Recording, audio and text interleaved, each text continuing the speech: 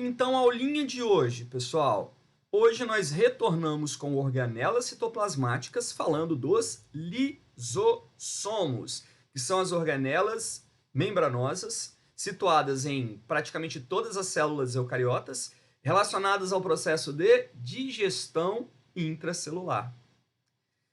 Se você lembrar um pouquinho do que a gente falou lá na aula de complexo golgiense, lá quando eu falei da importância do complexo golgiense, uma das importâncias, na verdade a última que eu citei para o complexo golgiense, foi o complexo golgiense é responsável pela formação dos lisossomos.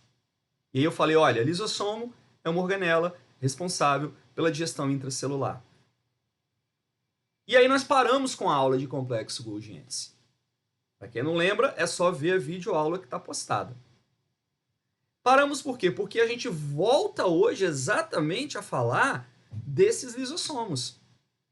A gente dá sequência hoje identificando essa organela que tem um papel importantíssimo para as nossas células, importantíssimo para o nosso organismo. Lisossomos. Definição: organela membranosa que tem um aspecto de uma vesícula, uma bolsinha, rica em um conteúdo enzimático, enzimas extremamente diversificadas, enzimas essas que serão responsáveis pelo papel ao qual essa organela é destinada, ou seja, intimamente ligado à digestão intracelular. Digestão intracelular quer dizer digestão dentro da célula. Uma célula tem que ser capaz de digerir partículas que tenham sido internalizadas a essa célula, ou seja, que tenham sido trazidas para dentro dessa célula. Para aproveitar dessas partículas, para aproveitar de algumas moléculas, os componentes que as formam e que podem ser utilizados pela célula para a construção do que ela precisa. Como então aproveitar partículas que tenham sido internalizadas, partículas que já estão dentro da célula, mas aproveitá-las nutricionalmente falando? Resposta: digerindo. Assim como nós aproveitamos os alimentos depois de digeri-los, a célula aproveita alguns tipos de compostos depois de terem sido digeridos. Para se digerir, o que é necessário? É necessário um compartimento específico. Assim como nós temos um compartimento específico para a nossa digestão, que é o nosso sistema digestório, a célula tem um compartimento específico para a sua digestão. E o responsável por organizar este compartimento? Os lisossomos, que são as organelas que carregam as enzimas digestórias, as enzimas que fazem o processo de digestão. Por isso, nós associamos os lisossomos à digestão dentro da célula. Digestão dentro da célula, digestão intracelular. Aqui eu tenho uma representação esquemática de um lisossomo. É uma organela vesicular. O que eu quero dizer com isso? Uma vesícula, uma pequena bolsa, ó, que tem dentro dele um conteúdo enzimático. Então eu vou ter, delimitando esta organela, uma membrana lisossômica. Então, como é uma organela que tem membrana, nós falamos que ela é uma organela membranosa. Essa membrana é lipoproteica e é uma membrana derivada do complexo golgiense. Então, o complexo golgiense vai liberar vesículas membranosas que vão conter no seu interior enzimas que vieram do retículo endoplasmático rugoso, enzimas hidrolíticas. O que eu quero dizer com hidrolíticas? Que fazem hidrólise, ou seja, são responsáveis pela digestão.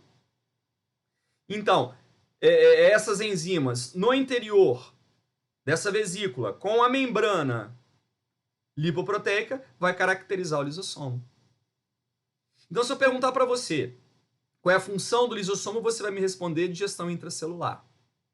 E se eu perguntar para você qual é a origem do lisossomo, você vai me responder: ele é formado no complexo golgiense, tendo a sua membrana derivada do complexo golgiense, com um conteúdo enzimático formado no retículo endoplasmático rugoso.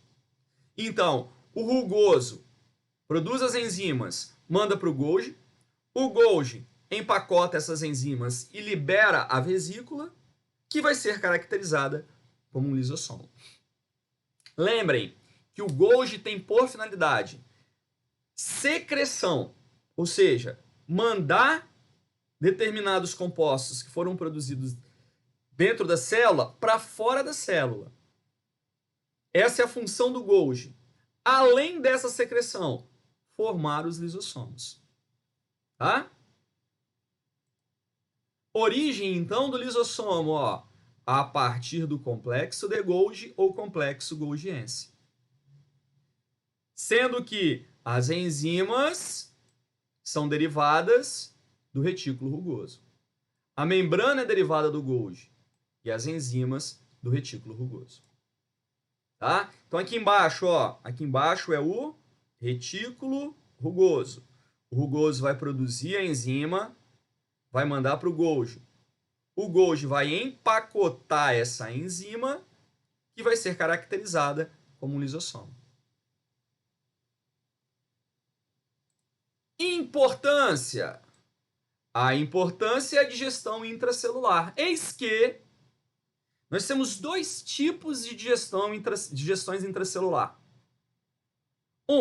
Digestão de material que veio de fora, que tenha sido capturado por fagocitose ou pinocitose. 2. Digestão de partículas de material da própria célula.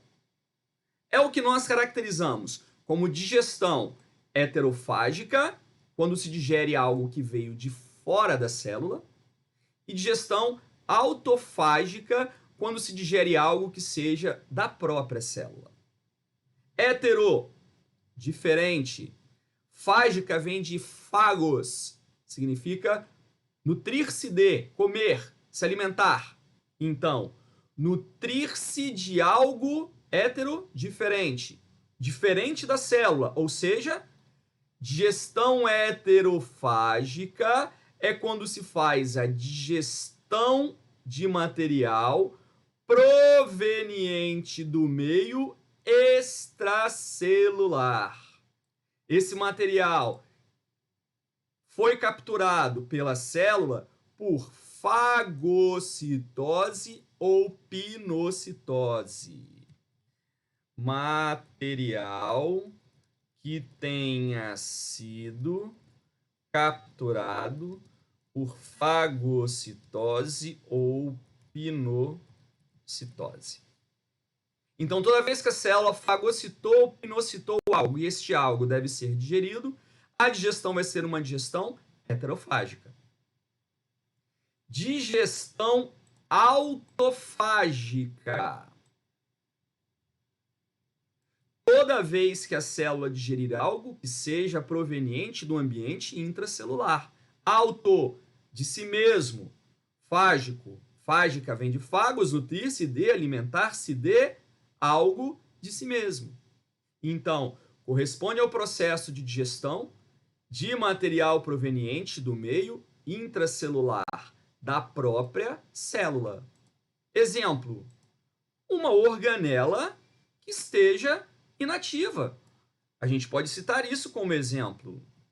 Exemplo, uma organela desgastada que deve ser substituída.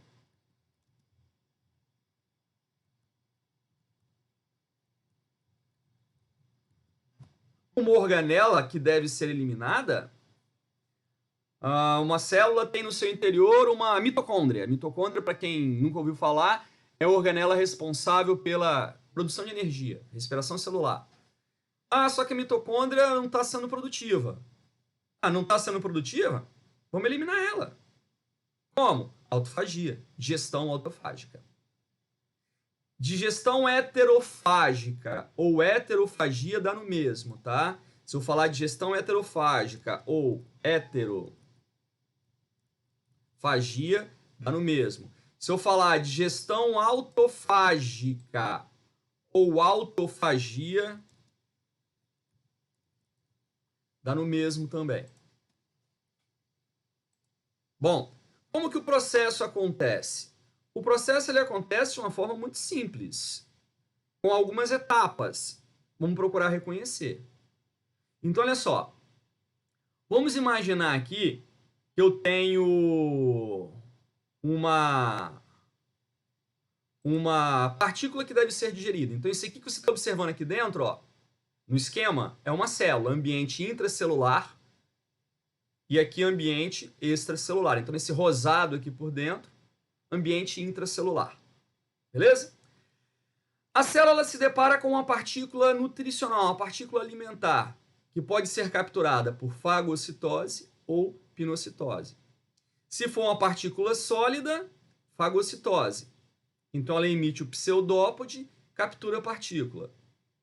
Se for partícula em meio líquido, pinocitose.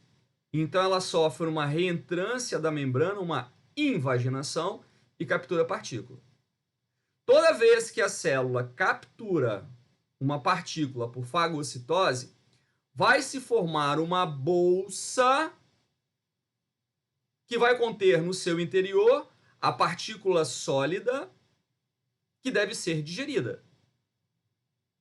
A bolsa que tem a partícula sólida que vai ser digerida recebe o nome de fagossomo.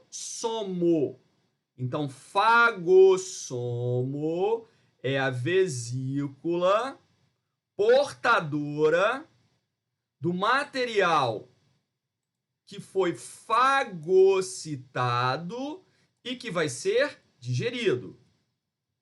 Vesícula portadora do material que foi fagocitado e que deve ser digerido.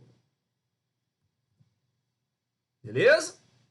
Se porventura a vesícula for uma vesícula obtida da pinocitose, nós vamos chamar de pinossomo.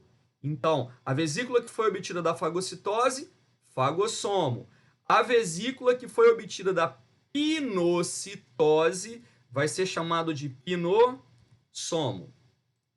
Pinossomo, vesícula portadora do material que foi pinocitado e deve ser digerido. Então ele recebe o nome de fagossomo ou vesícula de fagocitose, pinossomo ou vesícula de pinocitose. Depois que a célula fagocitou ou pinocitou, ou seja, formou o fagossomo ou pinossomo, vai haver a ativação dos lisossomos. Então, o retículo mais o Golgi liberam o lisossomo e esse lisossomo ele vai se integrar ao fagossomo. O lisossomo que ainda não se integrou ao fagossomo, ou seja, ainda não está ativo na digestão intracelular, vai receber o nome de lisossomo primário. O lisossomo que ainda não está integrado ao fagossomo ou ao pinossomo ou ao vacúolo autofágico, denominado lisossomo primário. Então, esse aqui, ó, é um lisossomo primário. Esse lisossomo primário, olha aqui, não é libossomo não, que tem um errinho, tá? É lisossomo. Esse lisossomo primário vai se integrar ao fagossomo e vai formar o que nós chamamos de vacúolo digestivo ou vacúolo digestório ou lisossomo secundário.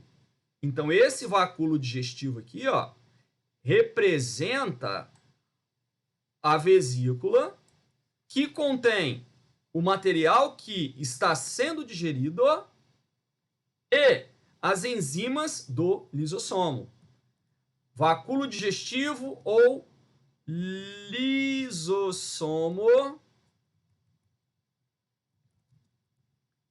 secundário é aquele que possui o material a ser digerido com as enzimas lisossômicas, sendo este exatamente o local, ou sendo esta a vesícula, aonde o processo de digestão realmente acontece. Então, aqui o que vai acontecer? Vai acontecer digestão, vai acontecer absorção dos nutrientes. Então, à medida que as partículas vão sendo digeridas, vai acontecendo absorção dos nutrientes. Absorção dos nutrientes. Absorção de tudo que foi digerido. Então, à medida que acontece a digestão, também vai acontecendo a absorção do que foi digerido. E após essa absorção, vai sobrar dentro do corpo residual ou vacúolo residual apenas resíduos que devem ser eliminados. Então, este corpo residual é a vesícula portadora de resíduos, produto final da digestão, que não foram absorvidos e que devem ser eliminados. Corpo residual ou vacúolo residual portador de resíduos que devem ser eliminados. E serão eliminados. Serão eliminados como? Serão eliminados por plasmocitose, que eu já mostrei para vocês em outro momento o que é. Então, essa vesícula vai se integrar à membrana e os resíduos serão eliminados por plasmocitose. A plasmocitose representa a eliminação dos resíduos que não foram digeridos ou que não teve tempo de ser digerido. Então, essa plasmocitose representa essa eliminação dos resíduos da digestão.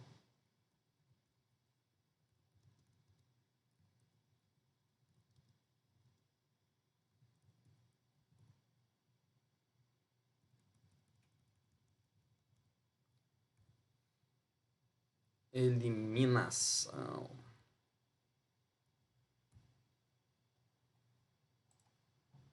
Resíduos eliminados, digestão intracelular cessada. Completamos o processo de digestão. Se nós tivermos o processo acontecendo exatamente assim, ó, fagocitou ou pinocitou, formou um fagossomo ou pinossomo, recebeu o lisossomo primário, formou então o vacúolo digestivo. As enzimas digerem as substâncias que têm que ser digeridas, havendo absorção, sobrando resíduos, que são eliminados por plasmocitose. Nós falamos em digestão heterofágica ou heterofagia. Então, o processo que está se estabelecendo nesse quadrante aqui, ó, o processo que está se estabelecendo nesse quadrante aqui,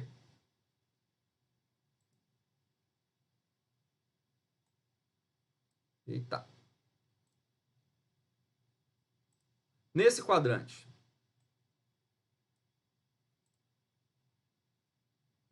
deu erro aqui. Enfim, esse processo está sendo estabelecido aqui embaixo, é uma heterofagia ou digestão heterofágica. Mas como eu falei, pode ter uma autofagia também, não é? O que é uma autofagia? É quando, então, uma determinada partícula dentro da própria célula precisa ser eliminada. Por exemplo, esse amarelado aqui, ó, é uma mitocôndria velha. Esses outros segmentos aqui, ó, esses amarelinhos alongados aqui, mais alaranjados, é uma organela, como por exemplo um pedaço do retículo ou um próprio Golgi, que está velho e tem que ser destruído. Então o que os lisossomos fazem? Os lisossomos vão cercando essa organela e vão se fundindo, junto com vesículas provenientes do retículo endoplasmático liso, e formam uma bolsa, ó. Uma bolsa que vai ter no seu interior as enzimas. Como eu falei, o material agora é um material proveniente da própria célula, não é? Isso. Então nós passamos a falar em vacúolo autofágico. Vacúolo autofágico. Então, o vacúolo autofágico é quando nós temos o quê? É quando nós temos a digestão daquele material que é proveniente da própria célula. Então, vacúolo autofágico, ó. Composto por organelas ou outros componentes intracelulares e enzimas dos lisossomos primários. E aí vai acontecer a digestão igual aconteceria aqui. À medida que vai acontecendo a digestão, vai acontecendo o quê? A absorção dos nutrientes digeridos. A absorção dos nutrientes digeridos. Porém, aquilo que não foi totalmente digerido, porque não teve tempo, porque não tem enzima para tal, sobra como resíduos. E então, neste caso, também vai acontecer a eliminação dos resíduos por plasmocitose. Então, dessa maneira, nós temos um processo de digestão autofágica ou autofagia. Então, na digestão autofágica ou autofagia, o material que é digerido é o material da própria célula. Ok? Observação. Autólise. Nós chamaremos de autólise um processo de autodissolução celular. Como assim? Existem situações em que uma célula ela sofre um processo de autodestruição.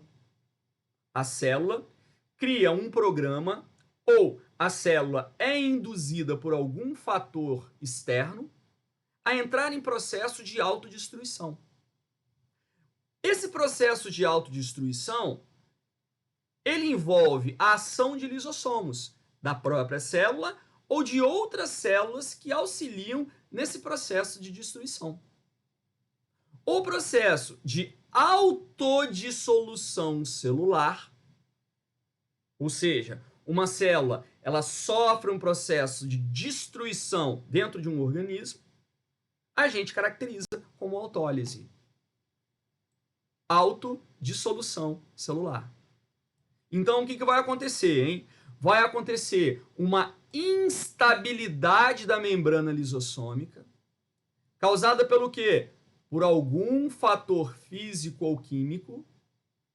A membrana lisossômica se rompe, o conteúdo enzimático ele vai ser derramado dentro da célula, promovendo a digestão da parte orgânica da célula e a consequente destruição da célula. Então, toda vez que nós tivermos um processo de autodestruição celular, nós vamos caracterizar como sendo uma autólise. Essa autólise, ela pode ser programada ou induzida. A autólise programada a gente caracteriza como sendo uma apoptose. É uma autólise programada pela própria célula. Quando a célula se programa para, em determinado momento, realizar uma autodestruição para eliminar células que são não mais usuais, células supérfluas, ou que estão defeituosas. Ah, foi identificada uma célula defeituosa. Opa, vai se gerar um estímulo para que aquela célula defeituosa seja destruída. Ah, aquele tecido ali ele já não serve mais. Ah, não serve mais? Então, vamos destruir aquele tecido e vamos reaproveitá-lo. Então, como que a gente destrói um tecido e reaproveita? Apoptose. Isso é tudo programado. Tá? A apoptose, ela vai ser responsável pela remodelação de alguns tecidos, remodelação de alguns órgãos, pela reestruturação de algumas partes de um organismo. Não deve ser confundida com uma necrose. Uma necrose é uma morte celular induzida em um determinado organismo vivo, seguida de um mecanismo de autólise. Vamos melhorar aqui no esquema. Ó, vamos imaginar que eu tenho aqui uma célula normal. Ah, houve algum tipo de fator que fez com que essa célula fosse programada para ser destruída. Beleza? Então, vamos desencadear uma apoptose. A célula vai sofrer uma alteração morfológica e fisiológica. Vagarosamente, ela vai se fragmentar em várias pequenas vesículas, vários pequenos corpúsculos. Esses corpúsculos, chamados de corpos apoptóticos, serão posteriormente fagocitados por outras células. Então a célula se compartimenta em pequenos corpúsculos, ó. Aqui, ó, ela se compartimenta em pequenos corpúsculos. Aí depois vem um fagócito, uma célula macrófago, por exemplo, uma célula adaptada à digestão, captura esses pequenos corpúsculos e destrói. Então o que está acontecendo? Essa célula aqui, ela recebeu um estímulo desencadeando a formação de corpos apoptóticos e foi destruída. Isso é uma apoptose. Quer ver um exemplo? Pensa num sapo. Antes da fase de sapo, ele tem uma fase de larva. Qual é a fase de larva do sapo? O girino. Então, se nós pensarmos num girino, um girino ele tem o seu corpo, opa, fiz aqui errado. Ele tem o seu corpo e o girino tem uma longa cauda. Com certeza, se vocês não viram um girino, vocês viram pelo menos foto de um girino. Girino é como se parece até um peixinho, né? Tá aqui. Só que esse girino, ele vai posteriormente se transformar em um sapo.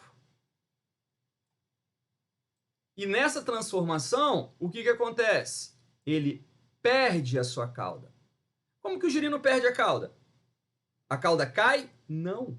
A cauda vai ser reaproveitada por esse girino. Reaproveitada como? Por apoptose.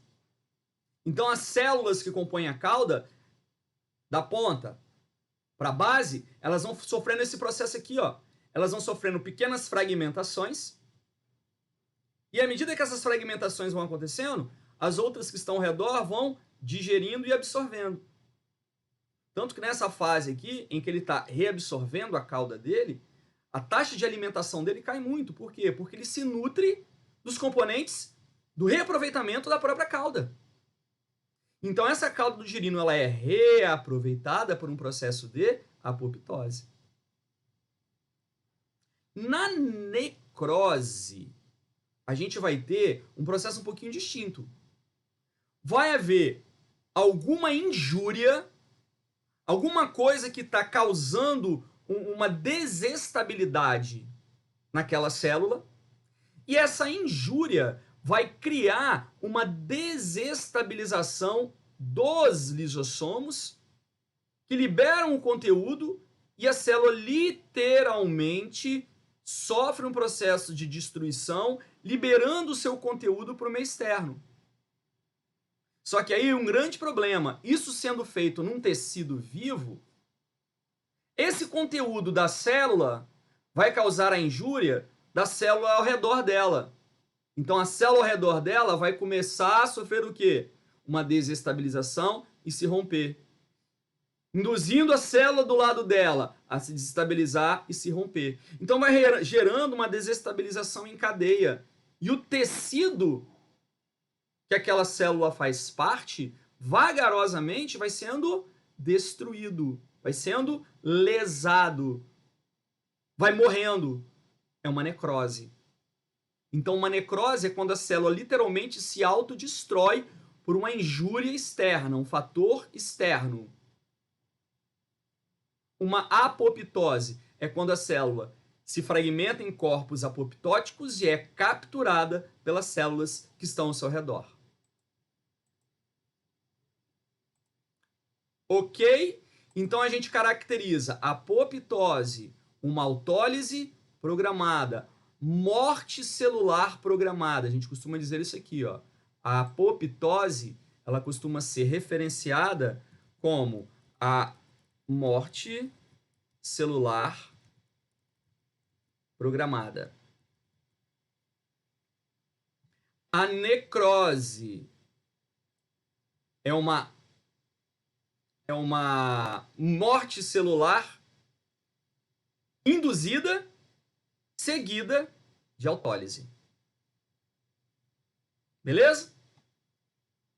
E, bom, dessa maneira a gente fecha essa parte de lisossomos, organela responsável pela digestão. Então, em resumo, o que eu poderia dizer como funções relacionadas ao lisossomo? 1. Heterofagia. 2. Autofagia. 3. Participar dos processos de autólise, com apoptose e necrose. Só que para essas organelas funcionarem, não só o lisossomo, o retículo endoplasmático, o complexo golgiense, os ribossomos lá na síntese proteica, para essas organelas funcionarem, para as células em si funcionarem, elas precisam de quê? Elas dependem de quê? Dependem de energia. Energia que vai ser produzida a partir de quem? A partir do processo de respiração celular. Respiração celular que vai ser estabelecida por uma organela. A organela membranosa, presente no citoplasma das células eucariotas, responsável pela respiração celular aeróbica, ou seja, com participação de oxigênio, é a mitocôndria. Então, pulamos para outra organela citoplasmática. Só que agora, a organela responsável pelos mecanismos ligados à produção de energia com participação de oxigênio.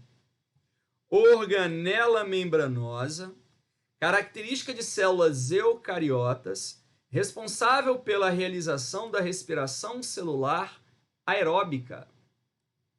Por que eu digo respiração celular aeróbica? Porque a mitocôndria, ela utiliza oxigênio em uma das etapas do processo de respiração. E sem o oxigênio, a respiração estabelecida na mitocôndria não se estabelece, não é realizada. Importância: a respiração celular vai ser o meio pelo qual se produz energia. Então a importância da mitocôndria, produção de energia para o uso celular. Essa energia é produzida em forma de uma molécula chamada ATP. A nossa molécula energética, a nossa moeda energética é o ATP. E a maior parte do ATP que nós usamos é formado no interior das mitocôndrias. É a nossa usina de força. Olha aqui a representação esquemática da mitocôndria. À sua direita, a representação esquemática da mitocôndria.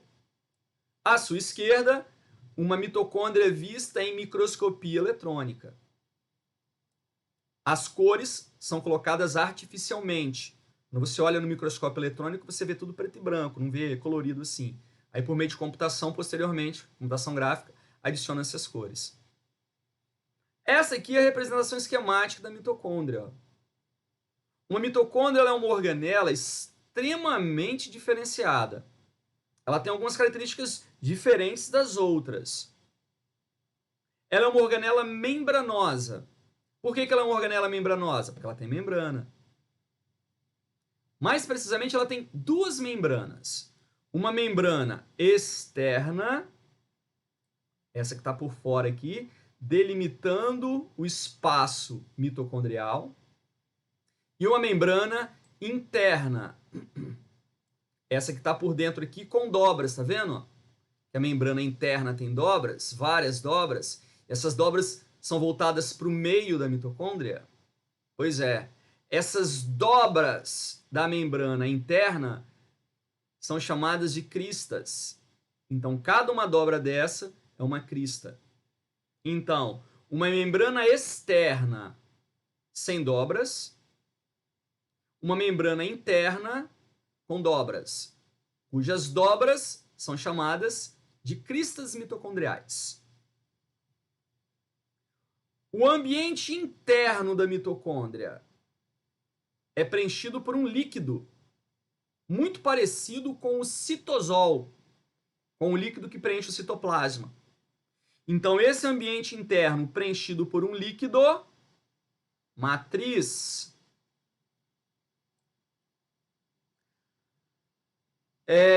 Nessa matriz, nós vamos encontrar basicamente 3 tipos de componentes. Composição dela é formada por água, minerais, proteínas, ATP, uma composição química variada, muito parecida com o citosol, mas com destaque para 3 tipos de componentes.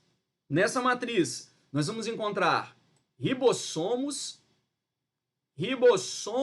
mitocondriais próprios, ribossomos de mitocôndria. A mitocôndria tem ribossomos? Sim, eu já falei isso até para vocês. Nós vamos encontrar DNA próprio de mitocôndria. A mitocôndria tem um DNA dela? Sim, eu já falei isso para vocês também. A mitocôndria tem um DNA que é dela. Nós chamamos de DNA mitocondrial. Bom, e RNA, né? RNA mitocondrial. O DNA, ele tem a capacidade de, a partir dele, serem formadas moléculas de RNA, que, por sua vez, junto com os ribossomos, vão ser responsáveis pela produção das proteínas da mitocôndria. A mitocôndria produz as próprias proteínas dela. Não falei que ela é bem diferente, bem especial? Ela produz as suas próprias proteínas, porque ela tem ribossomos próprios, ela tem DNA próprio e, consequentemente, forma RNA próprio, produzindo as suas próprias proteínas. Muito parecido com o quê? Muito parecido com uma célula. A mitocôndria, ela tem um comportamento parecido com o comportamento de uma célula.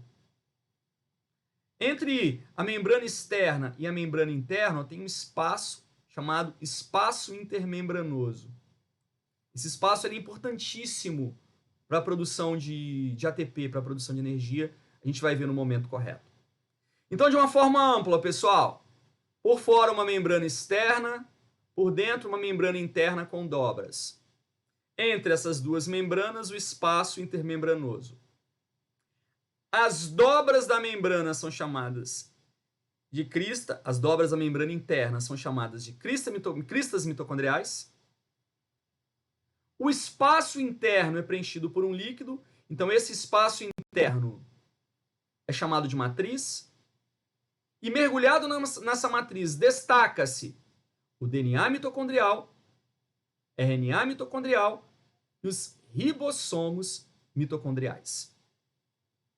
Essa é a estrutura de uma mitocôndria.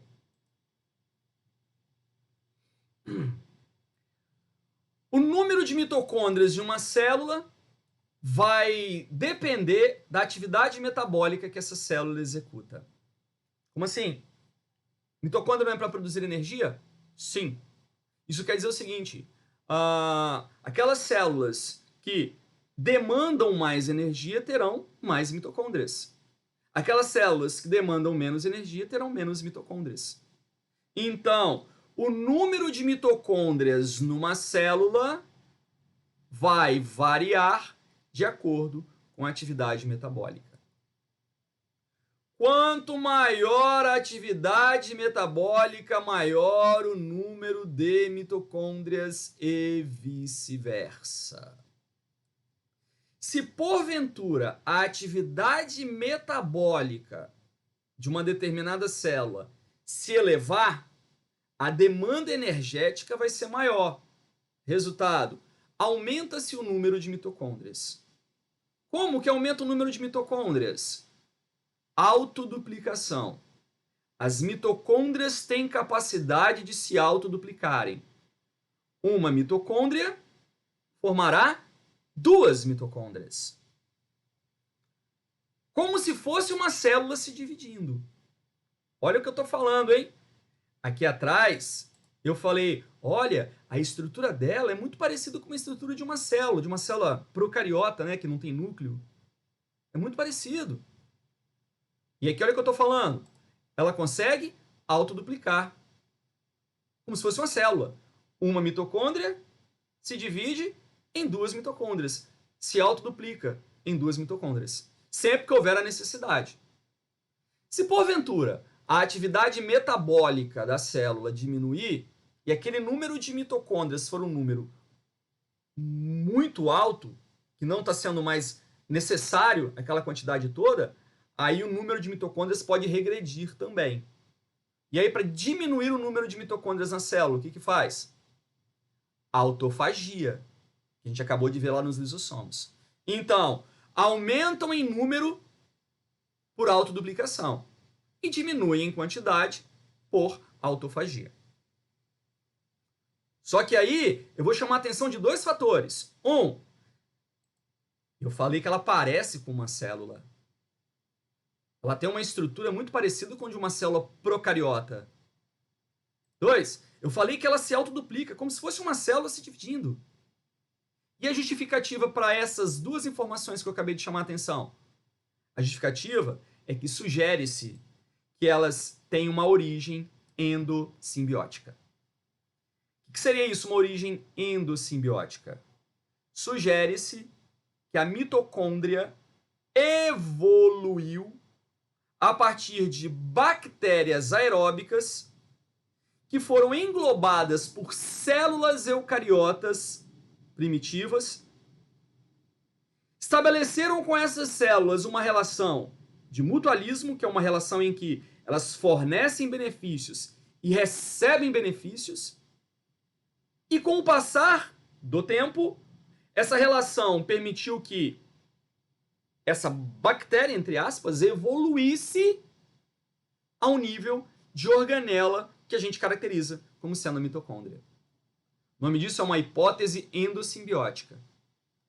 Sugere que as mitocôndrias evoluíram a partir de bactérias aeróbicas que foram englobadas por células eucariotas primitivas, estabelecendo uma relação mutualística, o que levou à evolução da bactéria ao nível de organela mitocôndria.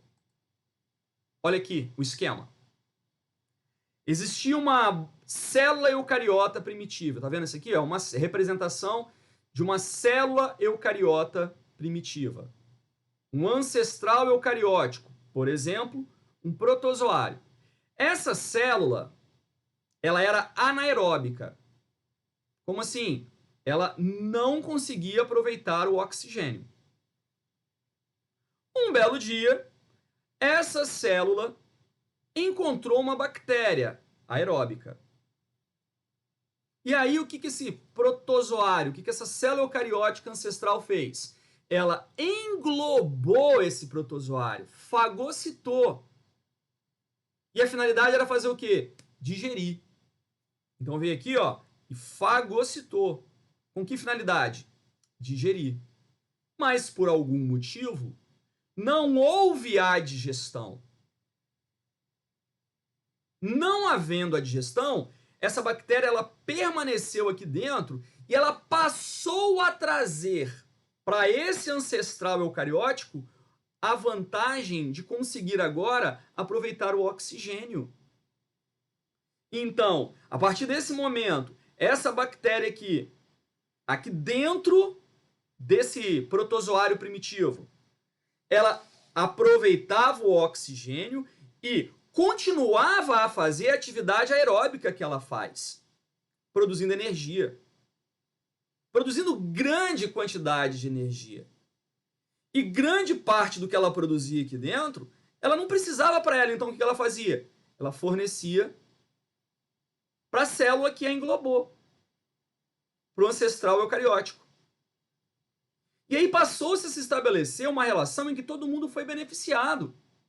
A bactéria agora está dentro de um compartimento, dentro da célula, protegida, recebendo um direcionamento nutricional, porque o protozoário agora daria a essa bactéria nutrientes. Essa bactéria receberia esses nutrientes, processaria esses nutrientes com oxigênio, produzindo alta carga de energia que serviria para ela e para a célula dentro da qual ela se encontra. Pois estabeleceu-se uma relação boa para todo mundo, é o que a gente chama de mutualismo. E com o passar do tempo, essa relação ela foi ficando cada vez mais curta, mais próxima. Essa bactéria, inclusive, mantinha sua capacidade de se dividir, aumentando em número e povoando o interior dessa célula eucariota. Resultado, com o passar do tempo, a bactéria criou uma dependência da célula, a célula criou uma dependência da bactéria e nós deixamos de falar em bactéria e passamos a falar em mitocôndrias. Então, a bactéria fagocitada receberia nutrientes da célula que englobou e daria energia para essa, uma relação simbiótica, que mais à frente se estabeleceu como um mutualismo e que mais à frente evoluiu a organela. Então essa sequência de eventos foi proposta por Lynn Margulis em 1967. E essa sequência de eventos é que nós hoje reconhecemos como a mais provável para o surgimento das mitocôndrias. É o que nós chamamos de teoria da endossimbiose de origem das mitocôndrias. Teoria endossimbiótica de origem mitocondrial. As mitocôndrias evoluíram a partir de bactérias aeróbicas que foram englobadas por células eucariotas primitivas, estabelecendo uma relação mutualística, o que levou à evolução da bactéria à mitocôndria. E aí, para tentar justificar essa teoria endossimbiótica, alguns argumentos, né? Aqui, ó, outra representação, ó. A célula eucariota, a bactéria. Houve um englobamento. Ó, englobou. E aí o que aconteceu? Evoluiu a mitocôndria. E para tentar justificar, ou melhor, argumentar a favor dessa hipótese endossimbiótica, existem vários argumentos. Eu citei, por exemplo, para vocês, 2. Primeiro argumento, o DNA próprio. Olha aqui. A mitocôndria tem DNA próprio. DNA dela. E mais, o DNA que a mitocôndria tem é um DNA circular. O que isso significa? DNA circular é igual ao DNA presente em bactéria. O DNA que está aqui no núcleo da célula eucariota, ó, ele não é um DNA circular, ele é um DNA linear, é um DNA com extremidades, ele tem pontas. Quem é que tem DNA circular? Bactéria. Se eu analisar o DNA das bactérias, ele é um DNA circular, igual o DNA bacteriano. Então, a presença de um DNA próprio e circular é um argumento. Inclusive, muitos genes presentes neste DNA são genes similares a genes bacterianos. Outro argumento, o ribossomo, ó. O ribossomo. Quem é que tem ribossomo? Quem tem ribossomo é célula. Pô, mas uma mitocôndria tem ribossomo. Tem. Mas ela não é célula, ela é uma organela. É. Mas sugere-se que em uma ancestralidade, ela era uma célula, era uma bactéria. E mais, olha aqui, o ribossomo da mitocôndria é igual ao ribossomo bacteriano. Não sei se vocês lembram da aula de ribossomo, mas eu falei, olha, ribossomo de eucarioto é diferente do ribossomo de procarioto. Pois é, o ribossomo do procarioto, que é o de bactéria, é igual ao ribossomo de mitocôndria. Então, qual é a sugestão? Endossimbiose. Capacidade de sintetizar os seus próprios RNAs e proteínas. Só célula faz isso. Quem é que produz o seu RNA e as suas proteínas? As células. A mitocôndria faz. A mitocôndria é uma célula? Não, é uma organela. Mas sugere-se que ela evoluiu de uma célula e manteve essa capacidade. Olha aqui, autoduplicação. A célula tem a capacidade de se dividir, se duplicar, sempre que houver a necessidade. Quem faz isso é célula. A mitocôndria também. Então é mais um vestígio, mais um argumento que sugere de que as mitocôndrias são derivadas de uma célula. Duas membranas. Todas as organelas que nós vimos até agora, e praticamente todas que nós vamos ver, tem uma membrana só. A mitocôndria tem duas. Por que duas? Uma seria a membrana da bactéria e dois seria a membrana do englobamento. Olha aqui, a membrana da bactéria e a membrana do englobamento, ó.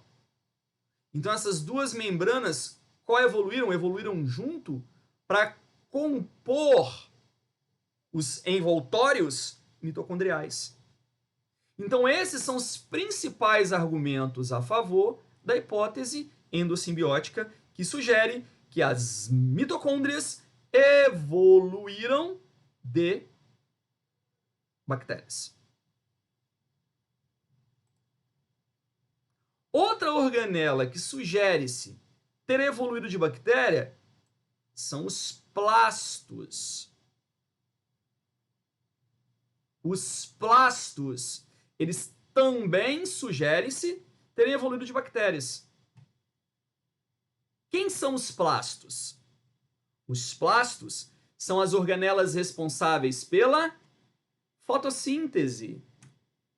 E quando não estiverem adaptados à fotossíntese, vão estar ligados a dar cor a vegetais ou a outras células que eles apareçam, ou ao armazenamento de determinadas substâncias.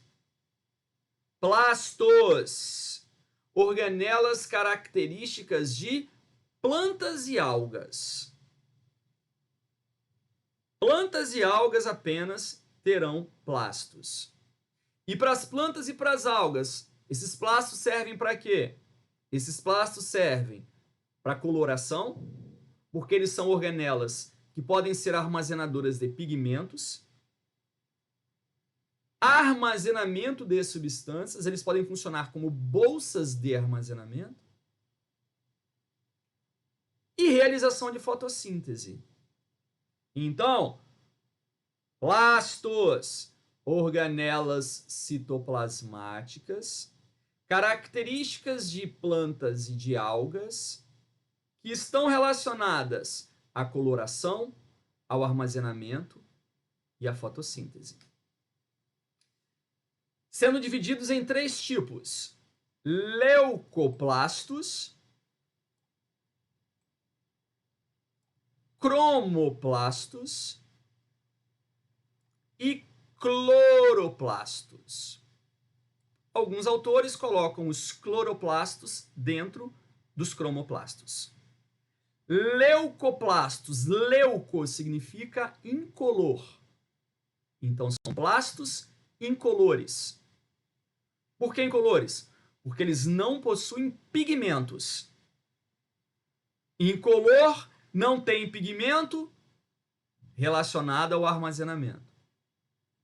Cromoplastos. Cromo significa cor. Plastos, coloridos. Relacionado à coloração de determinadas estruturas de plantas e de algas. Alguns desses são verdes, possuindo clorofila. Cloros, verde. Os plastos verdes, que possuem clorofila, são responsáveis pela fotossíntese. Então, todos eles formados de proplastos. Então, quando a célula vegetal, por exemplo, a célula vegetal é uma célula jovem. Uma célula que está num tecido que ela ainda não sabe o que essa célula vai ser ao longo da sua vida. É uma célula meristemática, uma célula indiferenciada. Essa célula vai ter no seu citoplasma o que nós chamamos de proplasto. Aí, essa célula, à medida que a planta vai crescendo, ela vai ganhar uma posição no órgão da planta. Por exemplo, ela vai parar lá na raiz. Ou, por exemplo, ela vai parar lá na folha. Olha a diferença, hein? A célula, quando a planta está se desenvolvendo, ela está lá se multiplicando. Ela não sabe o que ela vai ser da vida ainda. Aí, à medida que a planta vai crescendo, aquele grupo celular foi parar onde? Na raiz. E um outro grupo celular foi parar aonde? Lá na folha. Um outro vai parar lá na flor. Então, as células, elas passam a ser colocadas em locais da planta em que elas recebem diferentes estímulos. E aí, elas vão ter os seus proplastos se diferenciando em diferentes tipos de plastos. Por exemplo, aquela célula que foi parar lá na raiz está crescendo debaixo da terra. Então ela não recebe o quê? Não recebe luz. Ela está no escuro. E aí, quando ela não recebe luz, o plasto daquela célula se desenvolve sem formar pigmentos. Pigmento é o que dá cor ao plasto e à planta ou alga. Então, quando ela vai para uma determinada estrutura que ela não tem estímulo luminoso, o plasto ou o proplasto se diferencia para o armazenamento. Aí ele vai se transformar num leucoplasto. Então, não tem estímulo luminoso, ausência de estímulo luminoso.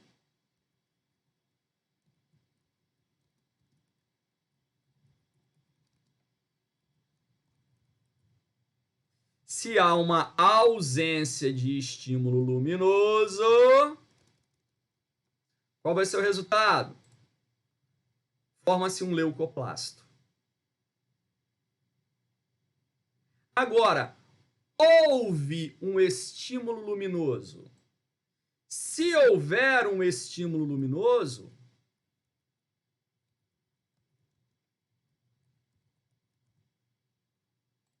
vai haver a diferenciação ou do cloroplasto ou do cromoplasto. E aí, de acordo com o local em que aquela célula se encontra, consequentemente aquele proplasto se encontra, ele vai produzir pigmento verde ou outros pigmentos. Se for uma folha, por exemplo, a tendência é produzir pigmento verde, cloroplasto. Se for uma flor, por exemplo, pode-se produzir um pigmento vermelho, um pigmento amarelo, aí vai ser um cromoplasto. Então o raciocínio é esse. Os proplastos, eles vão dar origem aos plastos. Ó, os plastos se diferenciam a partir de plastos indiferenciados, denominados proplastos ou proplastídeos, porque se eu falar plasto ou plastídeo, dá no mesmo. Então, todos os plastos são formados a partir dos proplastos. O proplasto em si não tem função, mas depois que ele se diferencia, ele passa a executar uma função. Se ele for um leucoplasto, armazenamento. Se ele for um cloroplasto, fotossíntese. Se ele for um cromoplasto, coloração de algumas estruturas vegetais. Que sugere-se que também surgiram por endossimbiose. A sugestão é que os plastos também têm uma origem endossimbiótica, mesma regrinha. Houve a endossimbiose para formar a mitocôndria, beleza? Depois da endossimbiose que formou a mitocôndria, algumas células permaneceram só com a mitocôndria e deram origem à linhagem das células animais. Mas os cientistas sugerem que o que tinha? Tinha uma bactéria fotossintetizante. Uma bactéria capaz de absorver luz, realizar a fotossíntese. E a sugestão é que essa bactéria foi capturada também, foi fagocitada. Então existia uma célula primitiva que não fazia fotossíntese, e essa célula um dia encontrou a bactéria, o procarioto ancestral fotossintético. E aí, o que essa célula fez? Vlau, capturou por fagocitose. Com que intuito? Vamos digerir essa bactéria. Vamos nos alimentar dela. Só que a hora que essa bactéria entrou dentro da célula, por algum motivo ela não foi digerida, e trouxe uma vantagem para essa célula. Qual é a vantagem? Produção do próprio alimento. Por quê? Porque essa bactéria já faz fotossíntese. E aqui dentro continuou fazendo. Só que quando essa bactéria faz fotossíntese, ela produz matéria orgânica, mas a quantidade de matéria orgânica é mais do que o suficiente para ela. Então ela passa a produzir matéria orgânica para ela e o excedente vai sendo lançado para quem? Para a célula que capturou ela. Isso foi bom para todo mundo. Por quê? Porque a bactéria fotossintetizante passou a ter proteção, direcionamento de CO2, água, tudo que ela precisa para fazer a fotossíntese, passou a fazer uma fotossíntese mais efetiva, pegou um pouquinho do que ela produziu para ela e a grande maioria ficou para quem? Para a célula. E como isso foi bom para todo mundo, mantiveram essa relação, manteve-se essa relação ao longo do curso evolutivo e aquela bactéria criou uma dependência da célula, a célula criou uma dependência da bactéria, evoluindo a linhagem das células autotróficas, que é o que vai dar origem à alga e planta, por exemplo, e a bactéria evoluindo ao que nós chamamos de plasto, mais precisamente cloroplasto, plasto verde responsável pela fotossíntese. Então, a hipótese endossimbiótica sugere que os plastos evoluíram a partir de células procariotas primitivas, que foram englobadas por células eucariotas primitivas, passando a realizar uma relação mutualística que levou à evolução da bactéria a plasto. Ou seja, é a mesma hipótese para a origem mitocondrial. A diferença é que aqui, essa célula procariota primitiva é uma célula fotossintetizante. Os plastos, então, passaram a se diferenciar em leucoplastos. O que eu falei que são os leucoplastos? Os incolores. Por quê? Porque não receberam estímulo para produzir pigmentos. Então, eles não têm pigmentos. E aí eles passaram a estar relacionados a quê? Ao armazenamento de substância.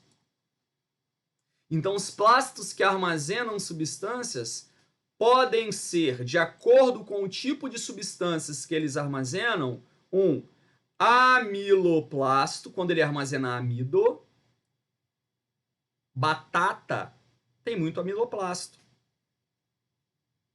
Um oleoplasto, quando ele armazenar óleo, lipídio. Óleo de soja, veio da soja. Então a soja tem muito óleo. Onde que esse óleo está armazenado? No oleoplasto. Proteoplasto armazena proteína.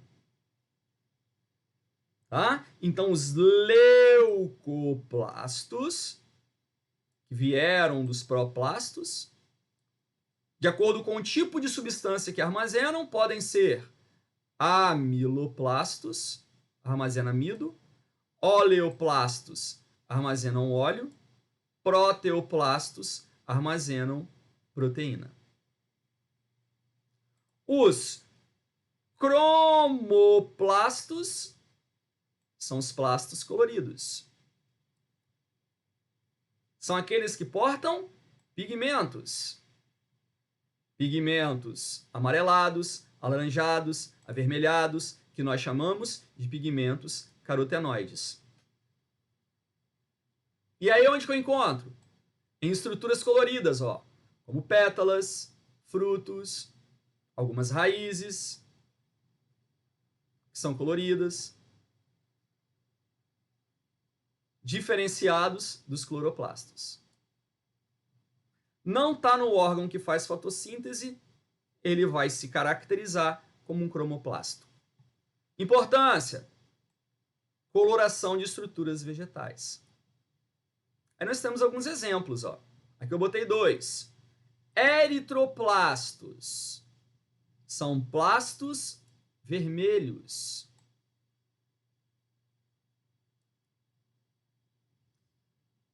Por exemplo, frutos maduros que ficam avermelhados. Tomate, por exemplo, são ricos em eritroplastos. Xantoplastos. Tem uma substância chamada xantofila. Amarelos.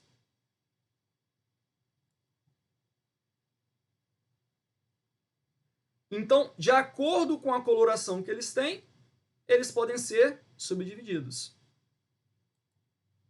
E os mais importantes para a gente são os cloroplastos, que são os verdes, portadores de clorofila, cuja importância é fotossíntese. São os mais importantes. Tanto que, quando nós nos preocupamos em estudar plastos, nós nos preocupamos em identificar a estrutura de um cloroplasto. Eu não vou me preocupar aqui com a estrutura do leuco nem do cromo. Só vou me preocupar com a estrutura do cloroplasto. Tá aqui, ó. Olha o formato, bem parecido com uma mitocôndria, né? 2 membranas também, tá, pessoal? Uma membrana externa, aqui por fora. Ó, membrana externa. Uma membrana interna, aqui por dentro, a membrana interna. E igual acontece nas mitocôndrias, né? Essa membrana interna, ó, ela vai ter dobras também, ó. Na verdade, essas dobras, elas são dobras que se formam como se fossem pregas, que recebem o nome de lamelas. Então, a continuidade da membrana interna, ó, forma as lamelas. Lá na mitocôndria é crista, aqui é lamela. Essas lamelas, por sua vez, elas se ligam a um conjunto de membranas que se organizam como vesículas.